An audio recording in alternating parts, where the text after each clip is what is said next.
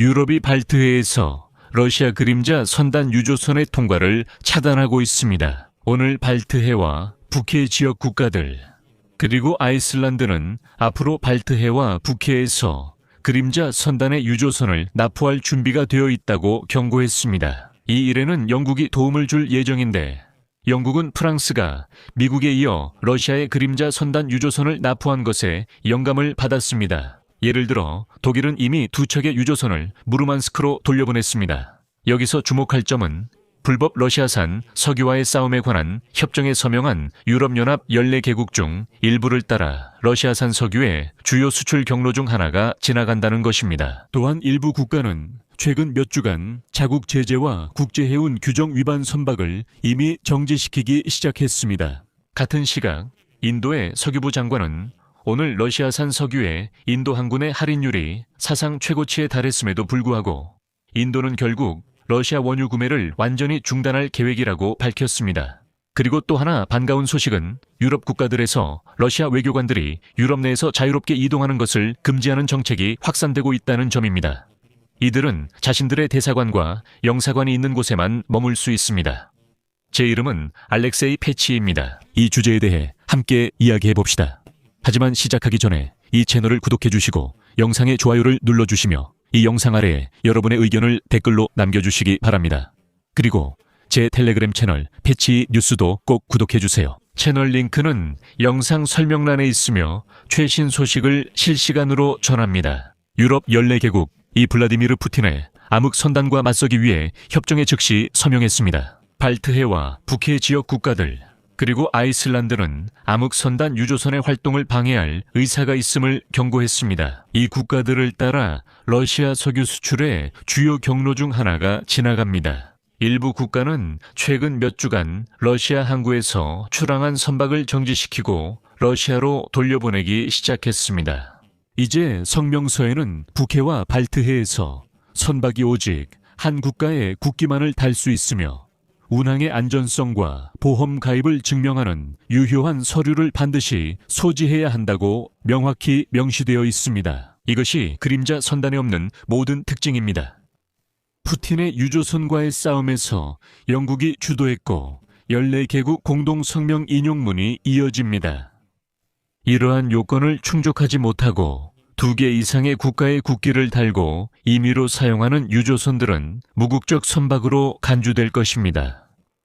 이로 인해 연안 국가 당국이 이들의 활동에 개입할 수 있는 권한을 갖게 됩니다. 유엔 해양법 협약에 따르면 해당 국가의 군함은 국적이 없는 선박, 즉 어떤 국가의 국기도 달지 않고 공해를 항해하는 선박에 대해 전면적인 검색 및 억류 권한을 갖습니다. 법률 용어를 일반적인 언어로 바꿔 말하면 유럽의 14개국이 이제 푸틴의 그림자 함대 소속 어떤 유조선이라도 정지시킬 수 있다고 밝힌 것입니다.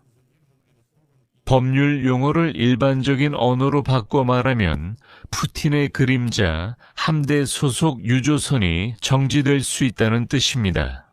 바로 이것입니다.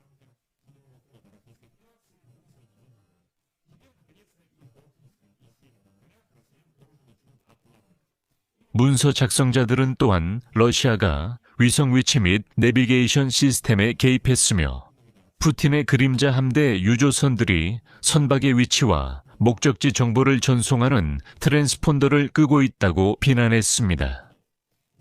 푸틴의 그림자 함대 유조선이 정지될 수 있습니다.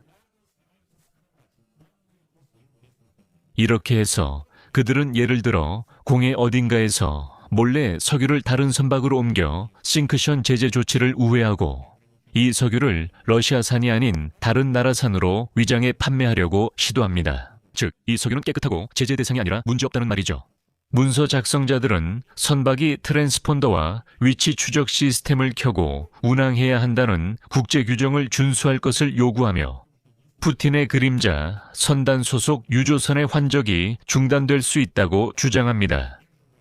결국 이 문서에는 벨기에, 영국, 독일, 덴마크, 라트비아, 리투아니아, 아이슬란드, 네덜란드, 노르웨이, 폴란드, 핀란드, 프랑스, 스웨덴, 에스토니아가 서명했습니다. 14개국의 성명은 마침내 환적 조치를 공식화한 것입니다.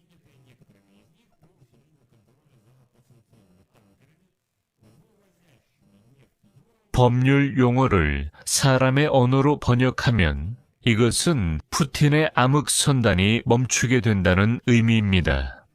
다시 말해, 푸틴의 선단은 더 이상 존재하지 않는다는 뜻입니다.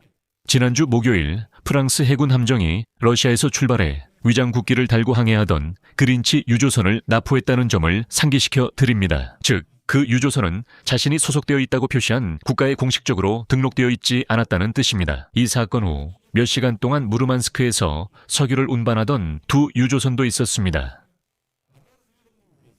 법률 용어를 일반적인 인간의 언어로 번역하는 것입니다. 이것은 그림자 선단의 유조선이 정지될 수 있고 방향을 바꿔 무르만스크로 다시 돌아갈 수 있다는 것을 의미합니다.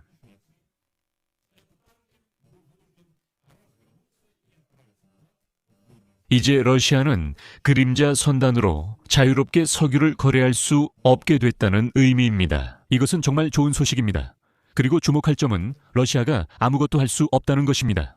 러시아는 말로는 항상 위협적이고 모든 것을 다 할 수 있을 것처럼 보이지만 실제로는 그렇지 않습니다. 러시아 외무부가 만약 우리의 유조선을 억류한다면 법적으로 해석하면 푸틴의 그림자 선단인 무르만스크 유조선이 모두 돌아가고 너희는 더 이상 통과할 수 없을 것이라고 소리쳤던 것을 기억해 보세요. 하지만 지금은 아무 말도 하지 않고 있습니다.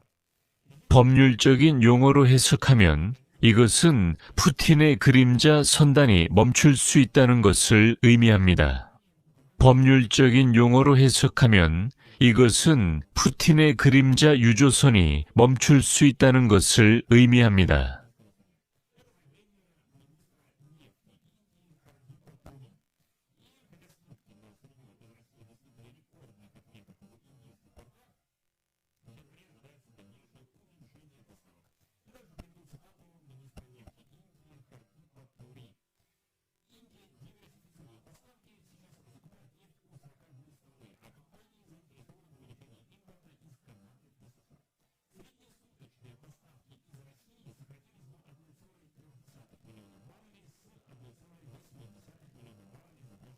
푸틴의 그림자 선단이 멈출 수 있다는 뜻입니다.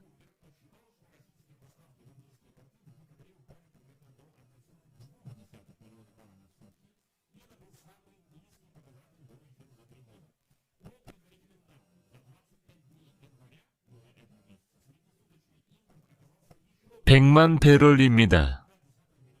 1월 21일부터 법적인 용어로 번역하면 이것은 푸틴의 그림자 선단의 유조선이 멈출 수 있다는 의미입니다.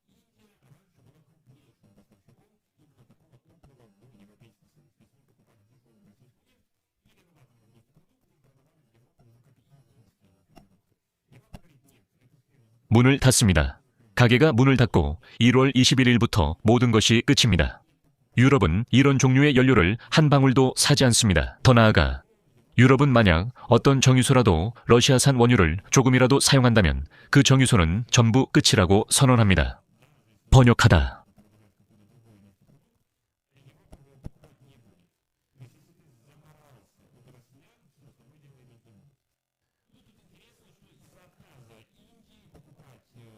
법적인 인간의 언어로 말하면 이것은 푸틴이 멈출 수 있다는 뜻이고, 인간의 언어로 번역하면 이것은 푸틴의 그림자 선단의 유조선이 멈출 수 있다는 뜻입니다.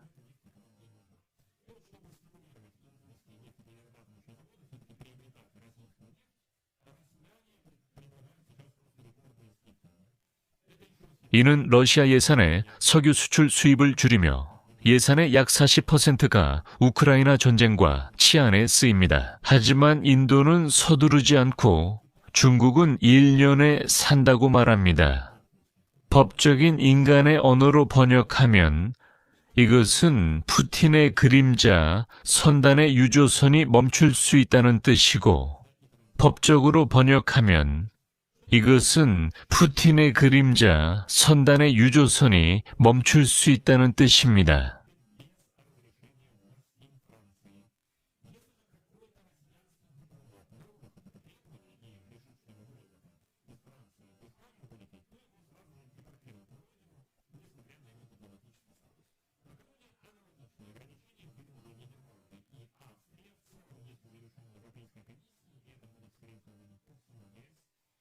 러시아인들은 이미 이 제안을 차별적인 조치라고 불렀지만 다행히도 이제 유럽에서는 러시아인의 말을 그다지 듣지 않습니다. 여기서 줄이겠습니다.